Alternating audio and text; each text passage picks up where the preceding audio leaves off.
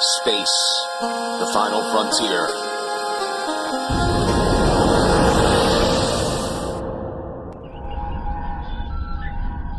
Someone cold cut? No. Clud. Cold cut. Cold cut. Do you remember being on Desmond's? Of course I do. Which Follow was up a UK about the sitcom. show. Did I enjoy working on the show? Yes, I did. Very much. It's the Solo One Sci-Fi Podcast. And we're back with the Solo One Sci-Fi Podcast. I think this is episode 152. I'm Michael Ball. We've had a break, but I'm always joined by the very, very faithful co-host, the person who knows lots of things more sci-fi based than even me.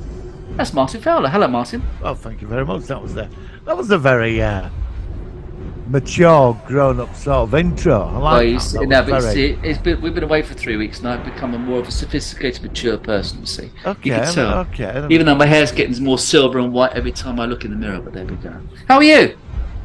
Right. I'm good. I've thrown him. He doesn't know what's going on. I'm good. It's 6 hours of my life I won't be getting back. I was warned. Oh, now listen, I was right? told. Martin told me all about this series to watch it, and every week he was reminding me about this series. I never watched it. I heard it was absolute shite. So you're more the Marvel man than I am. I don't mind Marvel. I like the older Marvel stuff, but you obviously staying with the current stuff. So let's hear first of all, Marvel Secret Invasion had some big stars in it. Tell me what you thought about it.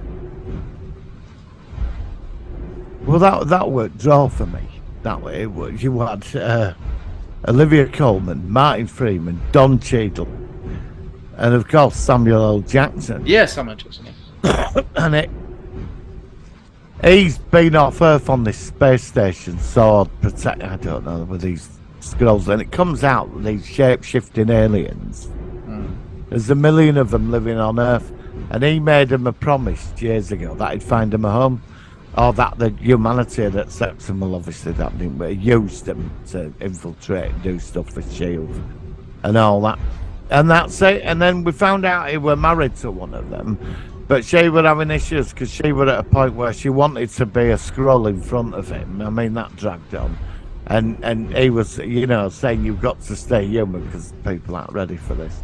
And there were these terrorist ones, and it was like they were going to cause World War III. Yeah, I heard they were trying to interfere with politics. They were trying to actually influence World War III. And it all backfired. And the whole story was pointless. There were no war machine in it. Don Cheadle was a Skrull all along.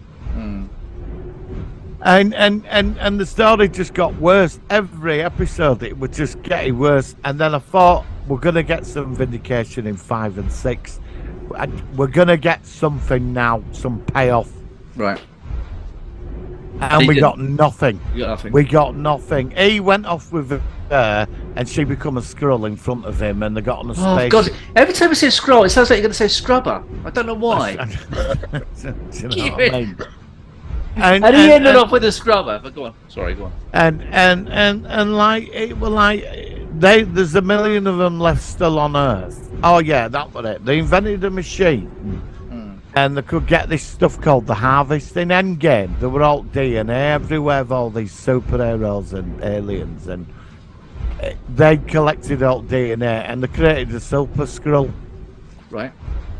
And then there were this, and then she were in. I think Emily something. Lee Clark, is it? Oh, I know the one you mean. I think Amelia Clark. That's Amelia Clark, it. that's She it, were in this vortex thing where they both became Super Skrulls, and they had the power of everybody as being in the MCU, from Thanos to Thor. They had all their powers, and there were a big punch up, and she won and killed Evil One, and then she just went and wandered off back into world. So she's like the most powerful super being in world. There's a million Skrulls that are not happy, Right. and they're still on Earth. And he a big 10-minute scene just went on and on, where a spaceship come for him and she become a Skrull, and he goes, "I've always accepted you." Yeah, and like let's get the puke bucket out, man. Even this super fight lasted about 6 minutes. This was like the put the budget into this, it was Apparently the CGI was terrible. Apparently. it were bad. All of it were bad.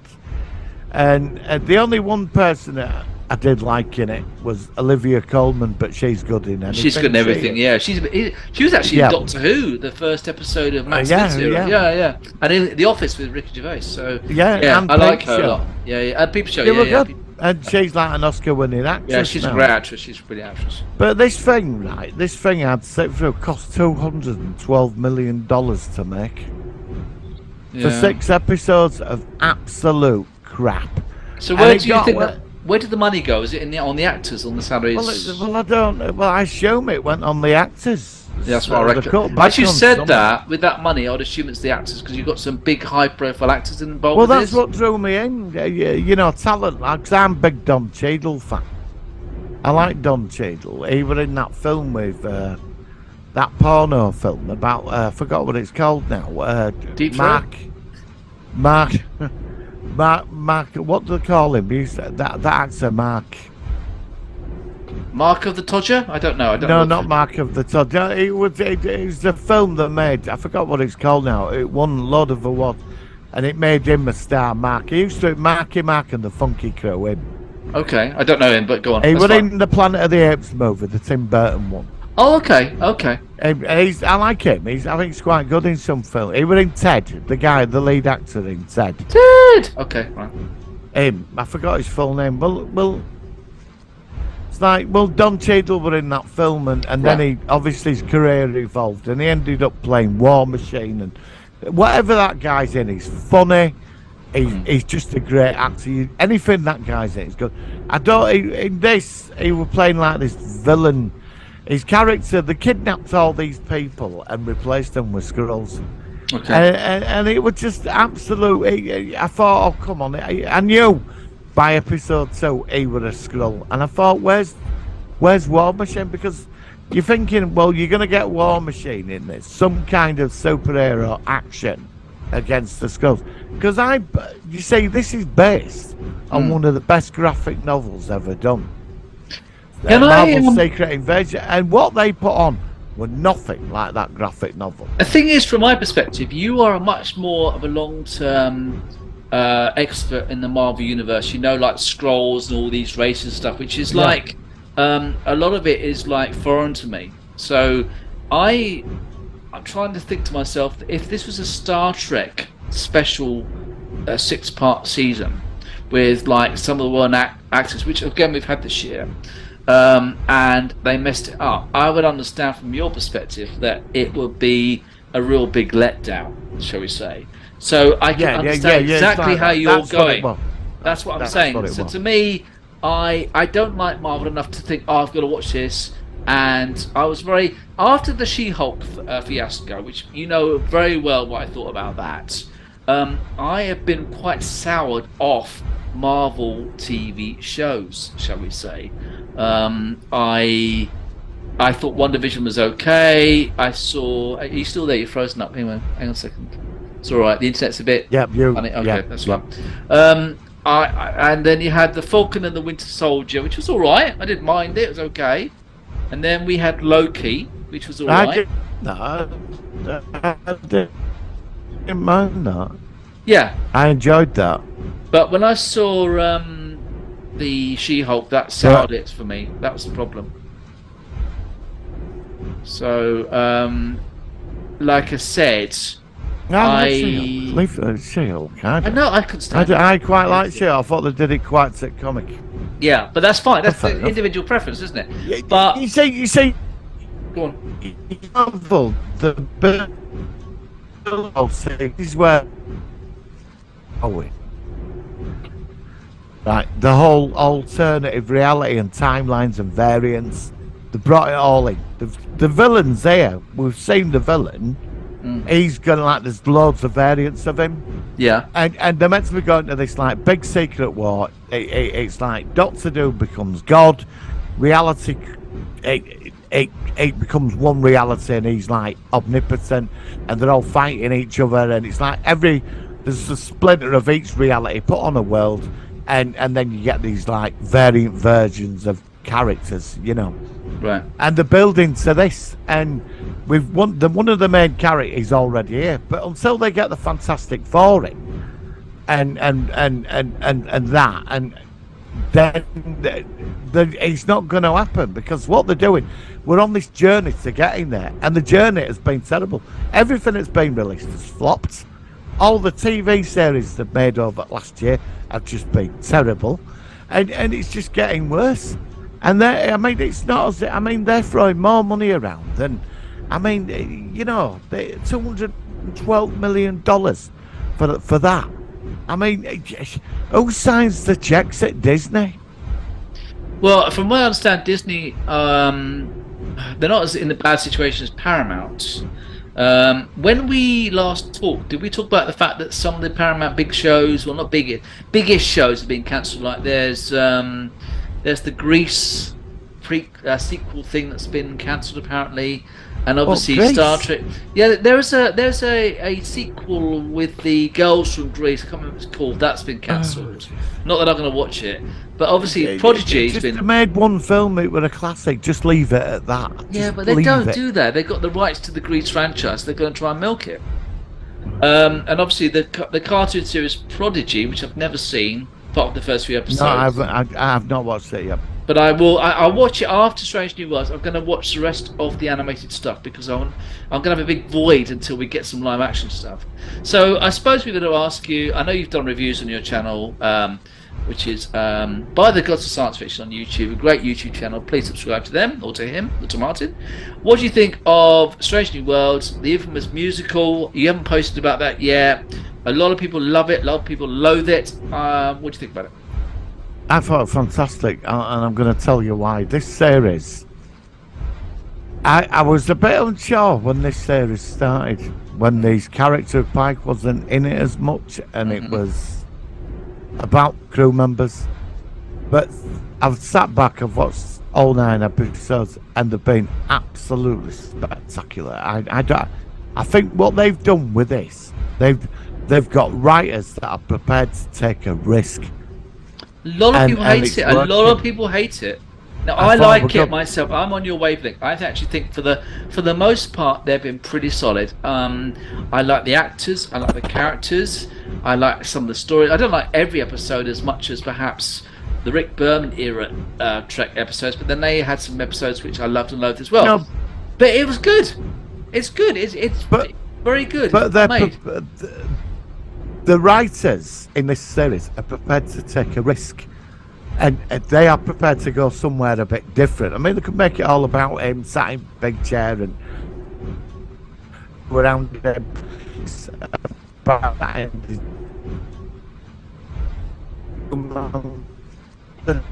banger past. Give me a second. YouTube, it's playing up again. My end. Okay, go on. Sorry. Killing me. Yeah, you're frozen. Yeah. Yeah, it'll be about. No, you're back. It's fine. Sorry, go on. But I think they've took a risk, and the background to all the characters I've really enjoyed, and they've added so much depth, and the stories have been very good. The only one I agreed with you on was the Trial, the 1OB story. Yeah. That was the week. I agree with you on that. Yeah, that was. If it was actually told in half the time, it would have been fine. But it was too padded out for my liking, and that was the problem with it.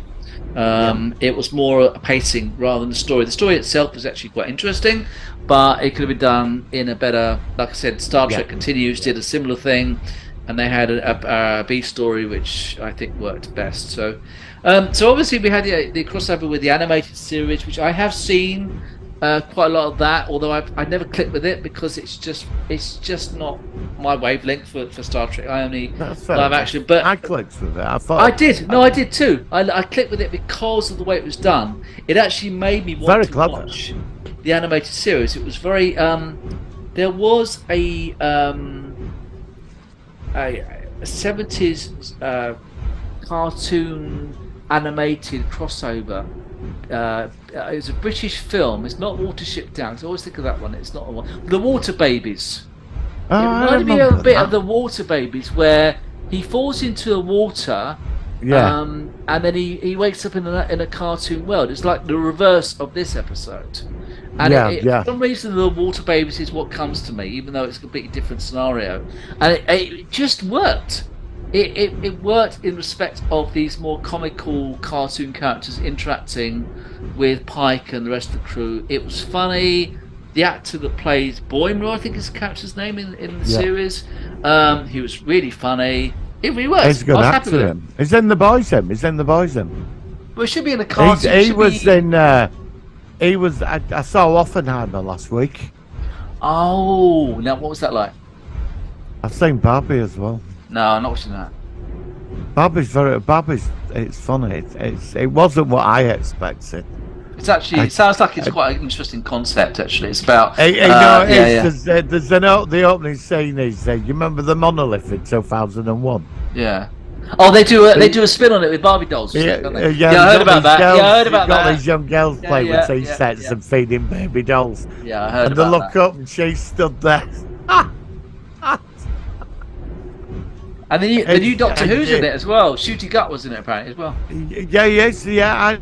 I said, oh look, Doctor Who's in it. What was he like in it? Was he alright? But it's good. Well, he's nothing in like a big character in it. I don't know. There's a lot of dancing. I just know he's in it. I don't know what he does in it. I don't know anything about this. He's in it, yeah. Well, all the Kens are like.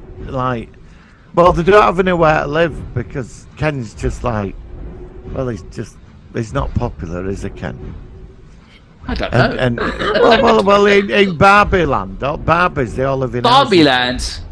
Barbie Land, yeah, and all the Kens just, I don't know, they live somewhere, but they don't. They just, I don't know, all Barbies are in charge, and Ken goes to Railworld and discovers what it's like being a man. It's like that song, isn't it? It's like, take my hand, we're off to Neverland. And now it's take my hand, we're off to Barbie Land. I don't know. Weird. Well, the Boimler, he was in Oppenheimer. Was he? 3 out of it. Yeah, he's in that. Yeah, he's doing quite well. He's getting about. He's doing very well. He's like in a lot. He's like a supporting actor in sort of big films now. I can see him becoming a real big star. Right. But he gets quality part. I mean, Oppenheimer. Well, personal one. Well, it's hard going. It's free. It's over nearly 3. Oh, is it really 3 long hours film? long. Oh god. Oh yeah. I hate long films. Yeah. There's like 600 threads going on, and it's over dramatic and very mwah, and it's like just as you think it's finished, there's another hour of it. Oh, I hate long films. Yeah, I wasn't so impressed with that. Sorry, I was bored shitless, to be honest. I like intelligent films. I like it, but this, it was all over the place. But some people, like I saw a film review the other day. We're going on. Well, I won't say what it is, but the film, everything that comes out is marvelous. Everything, even if it's bad, it's marvelous. And I could tell it was when he reviewed Oppenheimer. I could tell that. It was like he was saying, "Oh well, it was really good." And I thought you haven't got a fucking clue about this film, because you're too interested in pop culture stuff. Oh, okay, yeah. You went to see this fucking film, and this will be on your step. And you go see the Meg, and you think everything's marvelous. And he said, I was watching. I started laughing. He was like, "Oh, and it's a very good film, and it's all, and there's so much going on." But I wouldn't go see it again. And I thought that, and he pulled this expression. I thought you were fucking bored stiff when you went to see that, because you didn't fucking recommend I'd go back and watch it again. I mean, it might be worth like watching, but I can't. I mean, if I had it now at home, I don't think I'd watch the whole film in one night. It'd be in 2 parts. I don't like very long. I don't like long drawn out films. No, I don't like films that are long. Yeah. No. What? Yeah. Okay. Sorry, my computer is playing up my end again. I think it's my computer. I rebooted it, but it's still really slow. So give me a second. All right then. Okay, that's all right. Give it a second. It do you remember what your parents used to do with tellies in the 80s? In what context? Do you remember? Yeah, when Sally used to get a bit stop. Do you remember? I'm sorry, mate. It's frozen up again, like, I can't hear what you're saying, like, give it a second, this bloody computer is playing up like mad, and it shouldn't be. Let me just turn this off a minute. Do you want to reboot? No, I reset about half an hour. What I do is I reset the computer about half an hour before we're doing, but I think it's clear now. I think you're back now, so we'll carry on. So All what do right, we- no, back in the 80s, That's when it. there was static on the Oh, telly, yeah. on the telly. Do you remember? Yeah. No, that's not You know, good. banging the computer to work, and then it's all shattered. I want to bang this computer. I've seen Foundation, the first 3 episodes, season 2. It's very good, very enjoyable, well worth checking out when you get a chance. episodes? I think it's How 10. many episodes? 10. How many's been on so 3. far? Only 3 so far. All right. Okay. What's is it been any good? Yeah, it's quite heavy. It's quite heavy going, and Yeah. I really need to rewatch the first season again. But Yeah. it's got a lot of the characters from I won't say much, but all the characters from the first season are in the second season. There are plot elements. It's jumped a bit in the future now, and you've got the foundation, the idea of the society going in either a good path or a bad path. You've got the Empire with the 3, with Day, Dawn, and Dusk still involved, and you've also got the guy from Chernobyl, and he's in it again. And you've also got it's good. It's good. It's hard to. Right. It's worth a watch. It's worth a watch. Yeah. What else have I seen? I can't think. I don't think I've seen anything else majorly actually recently. I'm trying to think. Well, they've cancelled the Star Wars series. Which one have they cancelled? I saw it before I come on here. Some Star Wars series coming out, and Mr. H reviews. Not Acolyte. It's another one. It's something about the Rebels or something. Oh, I don't know. I don't know. Well, they've cancelled it. Yeah, they've cut the financing. So. Actually, I'm in the Star Wars thing now. I mean, the Acolyte's being made. Ahsoka's Oh, being right. made. Skeleton Crew is being made. Oh, I've got it. Star Wars: The High Republic cancelled. Oh, that never got off the ground though, did it? Yeah, there's a video just come up. Yes, and Star Wars: The High Republic. Apparently, yes. Lando, Star Wars Lando. Apparently, that's still going to progress. You know, with the actor that was. I hope so. I hope it's. The same actors involved with it that did the Solo. I quite liked it. Oh well, that's good. Yeah. Yeah, he'd make a perfect. I've been for that. I mean, it's. I mean, all this stuff that's coming out is costing hundreds of millions of dollars. I mean, you know, you and I, we've watched so much, and you know, I think if it's bad, we call it out for being bad. You know, we're not a hate reviewer. No, we we're will not. always. I mean, I would say I've actually rewatched, and you're going to hate me for this. I rewatched Andor season 1. And it's not You're a quite- brave man. It's not as bad in the second viewing. It's not as bad. Really? Do you know what the problem is?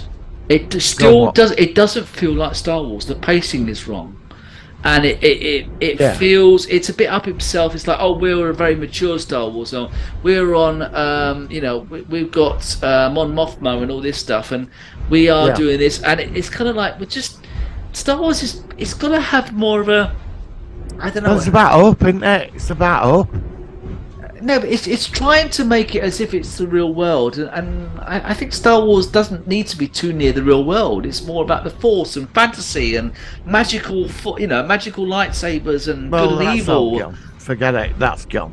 Yeah, but that's They've whacked yeah, but it's float. too much. It's too like, oh, we're the most mature Star Wars series that we ever made. Well, just give me a bloody TIE fighter and a fucking bloody, you know, sword fight with lightsabers. Give me Darth Vader marching on a planet with 1 million stormtroopers. I mean, like, a load of people hated Kenobi. blasting it, you know. I still think Kenobi. I like Kenobi. I think it's a good series.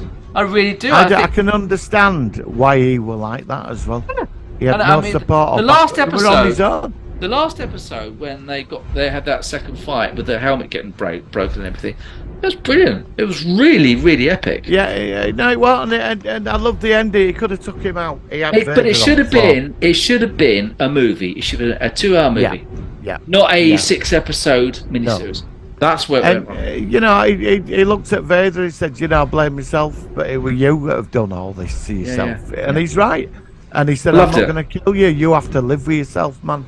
Yeah. That's your putting." And he walked away, and it was beautiful with that. Really solid. Really solid. I like Boba Fett though. I did. Yeah, like I do. Boba Fett. Yeah. And, I have a sneaky liking for it. I like the fact. I like the fact that we had some great. I love the Sand People thing, which is very, very Dance with Wolves kind of esque vibe about it. I wish Boba Fett had been harder and less of a diplomat and more of a soldier and more of a warrior, and that's where people were disappointed about that series. And also The Mandalorian, but I still enjoyed it. Years later, and you're different. All the characters, haven't you? Yeah, you changed, haven't you? You know. I mean, Jesus, I'm 50 now. I mean, I think I was a bit different when I was 20. Well, that's what I mean. Yeah, you know. So I think I can't understand why. Like, they give this stuff to people to write and recreate it or take it somewhere, and they end up screwing it up. They do. And all they've got to do, all the cannons there for them to pull out. I'm excited about Ahsoka series. I can't wait for that. Thrawn. I know. Thrawn, I want to see. I know. That's what I'm not bothered about. I want to see him. I'm not going to get too excited though. I'm not going to have my hopes too high because a lot of these series I do get disappointed. You just think, look, hopefully it's going to be good. Be aware it could be another Cyril from Andor again. It might be a slow. We'll never talk about that ever again. We never Cyril and his mother. You're a braver man than me, my friend. I mean, for you to go back in there give it a go. And take on 11 episodes of that. I would know. It was 10 episodes. It was 10 episodes, yeah. 10 episodes. You went back in there and battled it out, you know. Actually, I think it was 12 episodes. But the second season, you're a braver man than me. The second season will be jumping a year after every 3 episodes. It will jump a year ahead. So Cyril and his bloody mother are going to be in it again, then, right? Well, yeah. And this time she's back. I mean, you see what fucking horrible that is. Well, what if Cyril becomes a Jedi or becomes a Sith or something, and kills his mother or something? I don't know. I think Cyril's going to be getting it off with her. I mean, it's you know, I think Cyril's going to be having a big smile on his face. Okay, so it might be, you know, it'd be good for his libido. It'd be good for his, you know, he might have a smile on his face. He's always so bloody miserable. He gets the claws into him, but I think she'll play him and send him up to be sacrificed. You know? I hope. Hang on. When you say play him, it sounds a bit pornographic. Sorry. Well, I don't mean. I'm on about because she's got an agenda, and that she'll do the deed with him. Cyril will be and play him, exactly. And then I want the episode where he takes her, the IS officer, around to his mother's for night. This is my mother. What, for a cup of tea or something? Yeah, and mother's just absolutely horrible. Mum, this is my girlfriend. She's in the Empire. I hope we get that, because if we get that, that will be the highlight moment of Andor season 2 for me. That I couldn't give a shit about the rest of it. I want Cyril to get it off with her. I do, but she will get rid of him at the end. He'll end up sacrificing himself. Well, it's been stopped sort of like, I think they're 2/3 the way through production, so it's not quite all done. Right. Which is I'm sick of this writer's strike. When are we going to get through this bloody writer's strike in America? Giving up. Anyway, look, we're going to go into our... Go on, we've already got an hour. Any news on Stargate? As far as I know, it's still up in the air. Obviously, Jay on Sidetrek is the man to check out. Check him out. Yeah. Sidetrek on, and he was interviewing Dominic Keating, and he was on. Yes, I saw that. I was really amazed about that. So that's a bit of a feather in the cap. So he's doing well, and he's a really nice guy. So well done to him. He'll let me know. So it's not coming back then. Well, no, I think it is. It's still. I think everything's up in the air, and the writer's strike's not helping. So it's imminent that we should hear something. I assume. I'll let you know. Then. Right. Then. Well, I will see you in a few minutes. Yeah, week, which is going to be an interesting one. So we'll be right back.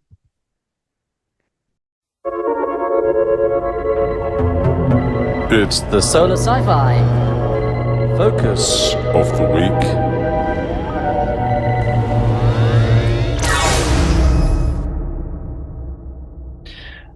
Right, so we're back with a interesting film, TV, movie, whatever this is. This is something that Martin told me about. It's from 2023. It's a very, very recent thing. I think it was released in April this year. And that was War of the Worlds, The Attack. This is no way affiliated with the BBC production from 2019, which is still something I never actually quite recovered from. But it was a British production. It was set in a contemporary setting. It actually went to places quite a lot where I've used to live and work and all sorts of things. It hasn't got a big cast, but I don't know how. This literally had no promotional material anywhere. Martin, who of course is such a good person for finding out this stuff, told me about this. I watched it. He watched it. What do you think of it, Martin? It was obviously it was. I think this was Kickstarter funded. Oh, okay. I don't know anything about it. I think so. I might be right. It was shown at a couple of cinemas, like as a premiere. So I assume it's probably been on like a festival circuit somewhere. Okay. And it's I've not found it's a buy on Blu-ray or out like that. Funny enough, It might be early days. It might be come out. Maybe it'll come out later on. I think you can get it on Amazon. Okay. But I watched it and I was totally impressed by it. I thought I was as well. the only thing it lacked was the budget, but I think what they had, they did incredibly well. You see there. And my phone is going, but let's ignore it. Sorry. Oh, actually, give me a second. Can you hear my TARDIS going? Hang on a second. Hi, I'm on the podcast, darling. You're locked out. Can you walk round? Sorry, just a one-off. Sorry. Okay, bye. Sorry. Carry on what you're saying. That was a blooper, wasn't it? Anyway, carry on. So, say what you're saying. Sorry, Martin. Tell me what you think about it. I locked myself out a couple of weeks ago. I did. I had a pair. I did. No, I did. I had. They left an Amazon package down at main entrance, and so I thought I'd put my door on latch. I had to start at the bathroom with a pair of slippers on, and my door shut, and I had to phone these people that say, look, I've locked myself out. And they said, oh, well, can you pay for the lock? I said, well, I would, but I said my phone and my money is in my house, so you need to come You need to come round to actually, and get me in, because I'm stood outside here with an Amazon package, a cigarette, a startup bathrobe, wide fronts, and a pair of slippers. Oh dear. Okay. Yeah. That's interesting. So we've all done it. I mean, luckily, actually, my neighbours have got the key, but it was it's all right. Like I said, it's just having to go around, but it was just sort of like bad timing. Anyway, so this film, obviously, it was a recent film. I had to say, it's not got a very good rating on Internet Movie Database or Rotten Tomatoes, and from what I've seen of this movie, I actually don't think that's actually quite fair. I actually think it was quite an enjoyable movie. I think that for what it was, yes, it didn't have the most money in the world, but I like the fact that it had a lot of characters from the H.G. Wells original story in a more of a contemporary setting. A lot of the actual main characters were quite young in this version. They were like 20-somethings, weren't they? And you had, but that doesn't matter about that. But yeah, I thought it was quite a good film. I mean, how did you hear about it again? Because I never heard about it anywhere. I mean, it was literally, there was nothing on. I sort of like go on to quite a few sci-fi websites, but I didn't. I literally heard nothing about it at all from anywhere. So well, I was on. Well, I don't. Well, I was perusing the magic sites where things appear by magic. Oh, okay, yeah, yes. I think I might be. And they have a listing like Netflix, and I saw it. I thought, what's this? So Yeah. I thought, is it one of the asylum ones? You know, the bad ones. So then I found a trailer on YouTube, and I sent that to you. That's right. Which is when I thought, oh my god. I don't know how this got past my radar. I really don't. And then we watched it, and I was blown away because for me, I looked at it and I was looking at a view. If you just had more money, you'd have had a superb It would have film been. here. It would have actually. I mean, that's the Everything were right in it. Everything were right. It were right about when the thing. All right, were taken from a bit of a different perspective. But I thought the guy that played the vicar, he were getting all weird. I thought he was great. That whole scene in the house. I know it lasted about 20 minutes. That's but all right. I think that That's I okay. didn't mind it because I got into creepy. Yeah, it was good. It had some good dramatic moments because he was a nutter, and they were stuck in there. They didn't know what to do. That was fine. That's wrong with that. And they put all the budget into the special effects. They did what they could, and what I loved about like the soldier guy that turned up, and I loved the tornado planes when they were attacking London. Were getting taken out. Yep. And the scene where they pick up a tank and just throw it away. That's right. I forgot about that. All that type of stuff. And I sat there and I thought the actors tried. I thought I've the got director, no. Do you know what? I have got no. Seriously, I mean, we back in one of our first podcasts. I think it was episode 3. Was reviewing. It was a General War of the Worlds, but we also focused mainly on the BBC one from 2019. Yeah. This is better than that. No, this was so That's much not fun. saying much, because but a BBC production with the amount of money they threw into it, compared to this production, which obviously was of a limited financial basis, but I'll give them their due. They really did throw whatever they could into it, and it worked. It was incredibly well written. I thought the actors they did a great job. were incredibly in it. He raised whoever financed this. He got the money together. He put a solid script. And he put most of the budget into what effects he could afford. And when I saw London burning for the few minutes they put that up there, I was so impressed with that because you think the Tom Cruise version with that type of budget put into that would have looked absolutely spectacular. I would love to have. I think that the only, like I said, if it had more money and actually, that's all it lacked. This would have been better than the BBC version. Mind you, I keep saying that. Oh my god, that BBC version was terrible.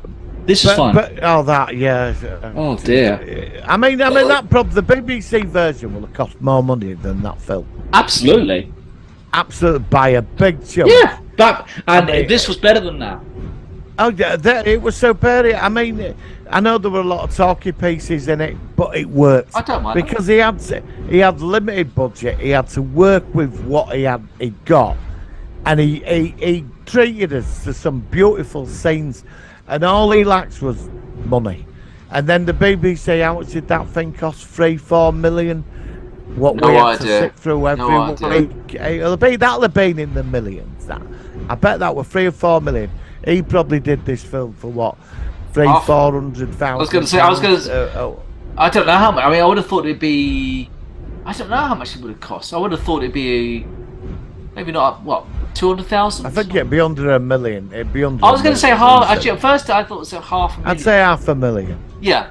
But he had limited budget. He did some great location shots. I know. And I just enjoyed it. I watched the film twice. I watched it twice, mate. I enjoyed it that much. I think they were in Putney Heath and Wimbledon at one point, and I used to live near Putney Heath, and that looked completely wrong to what the real Putney Heath looks like. But that doesn't matter. I know most people haven't been to Putney Heath, so wouldn't know it. But well, they were in my park over at road. My park don't look like that. No.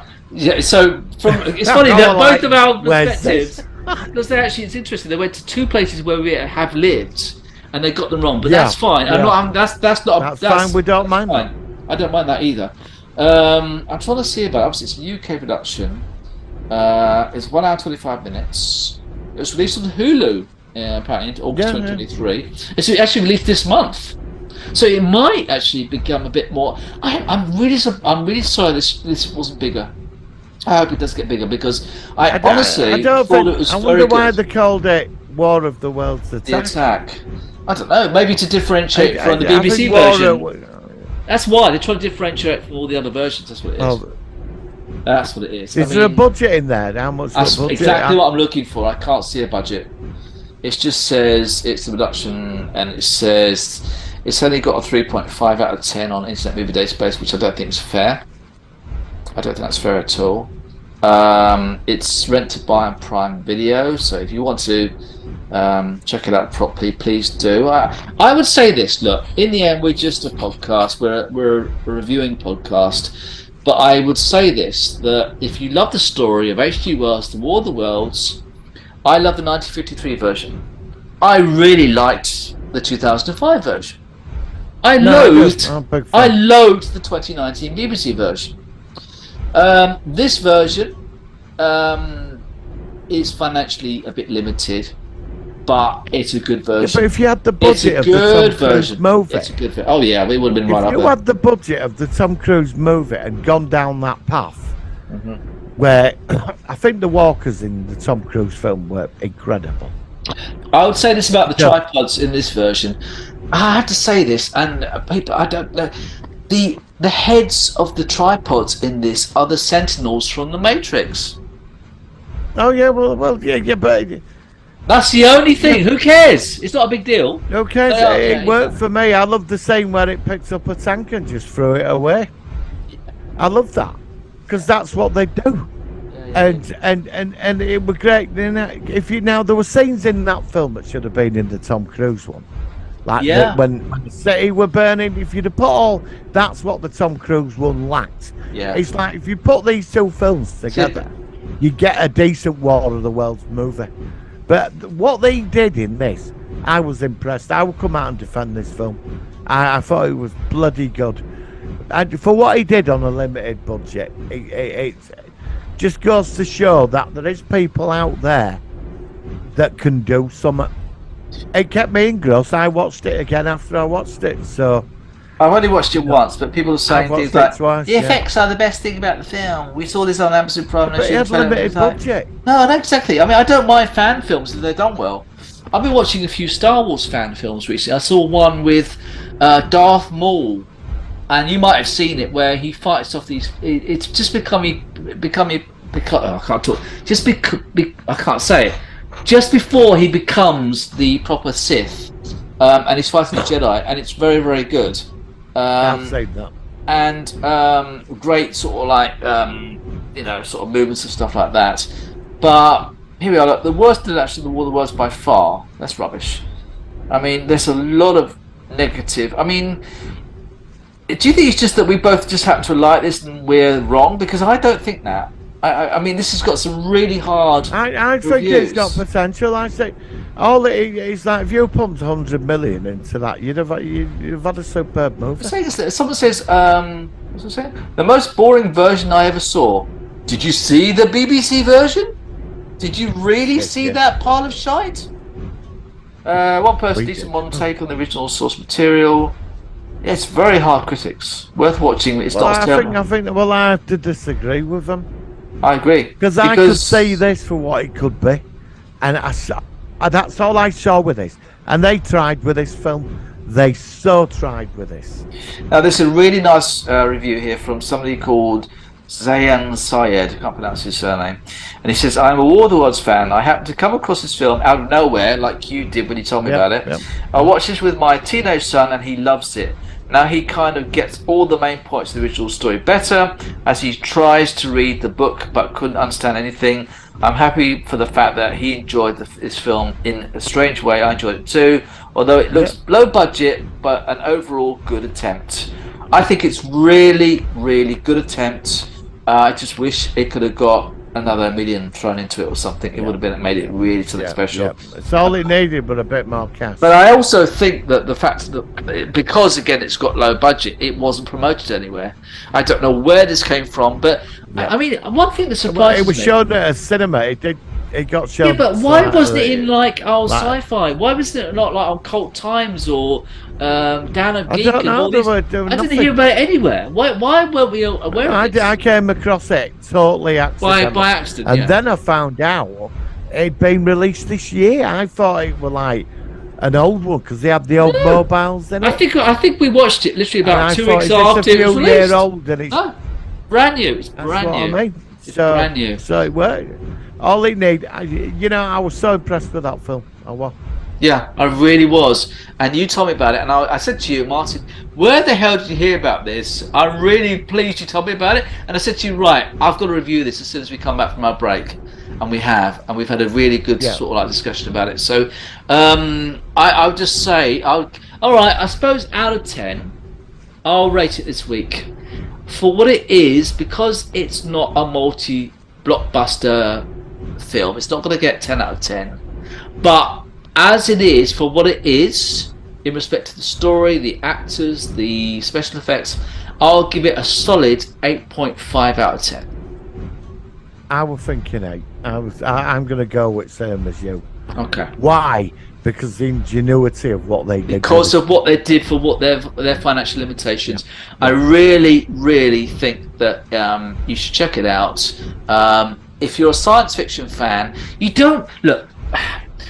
One thing you should remember with science fiction stories is you don't need to have 200 million thrown in your face just to see it visualized. No, you don't. You've got to get the right balance, where obviously older shows, they have got very limited, but it's the story, it's the idea. This was a modern interpretation like the Tom Cruise version was, and it was done, I think, in a very solid way.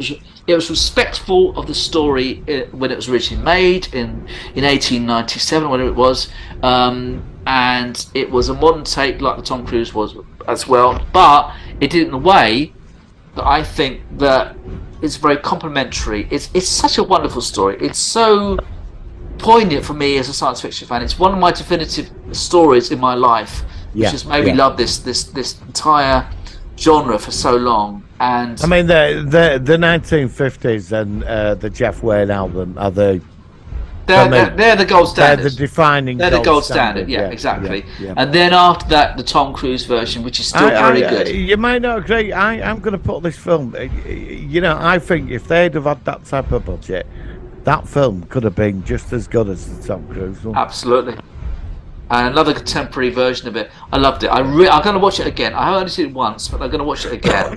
But I just want to say well done to everybody involved with this production. Well, really glad. Well, it's fascinating because it's made by small-time like actors and filmmakers. I don't mean like people that raised the money. They got this project off the ground, and they managed to market it. Well, not that. Well, it wasn't marketed very successfully, but it's out there, and hopefully, I'm hoping over time people are going to watch this, and look at the director and think, there's something in there, and they hard getting it sorted, and I hold my hands up to him. If he'd have got another million, he'd have nailed it, man. Absolutely, I think so. But I really, like I said, I mean, we're only a small sort of like, it's sort of like podcaster thing. But in the end, it's word of mouth. It'd be great if this actually gets noticed, and we're not out to make. We're not sort of like out here to make money. We're not going to make any money from doing this. We do this as fans. But, yes. I'd just like to say, for £50 if you donate. I haven't got my cup with me. I can't have shown.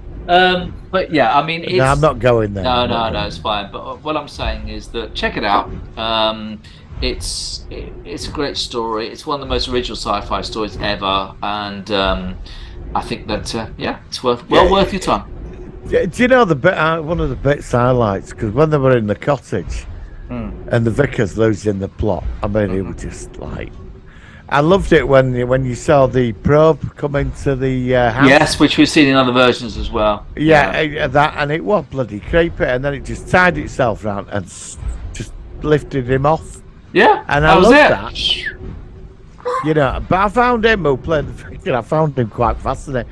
He was really quite good. Creepy. Yeah, he was quite good. It worked. He'd lost the plot. It's Nathaniel, isn't it? Parson Nathaniel was the character. Yeah. That's the one. Yeah, I think it's called a curator in this version. I think, if I remember correctly. Yeah, when he said to us that they've been marked, but you and I will start the new seed of humanity. She's like, I'm getting out of here.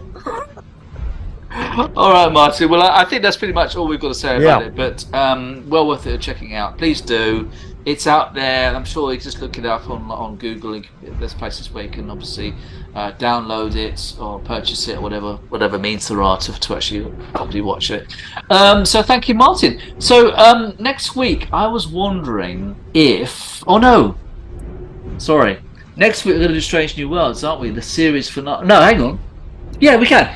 Strange New Worlds season 2 review. That's right, because I'm out of sync now because we record early on, but we would have seen it. So next week we'll review that, and that's going to be an interesting one because it's been an interesting season, some interesting and a lot of friction with the musical, which we've already talked about, and some people saying it's breaking the fourth wall. It's not what Star Trek is about. Just enjoy it.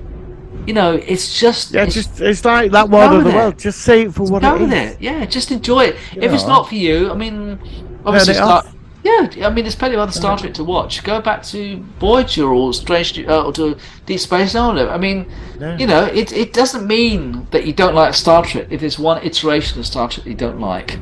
I'll just quickly say before I go that Star Trek Strange New Worlds, they're trying to throw some interesting oddball ideas into the franchise. They're taking risks. And a lot of it, for me, a lot of it's working, which is important.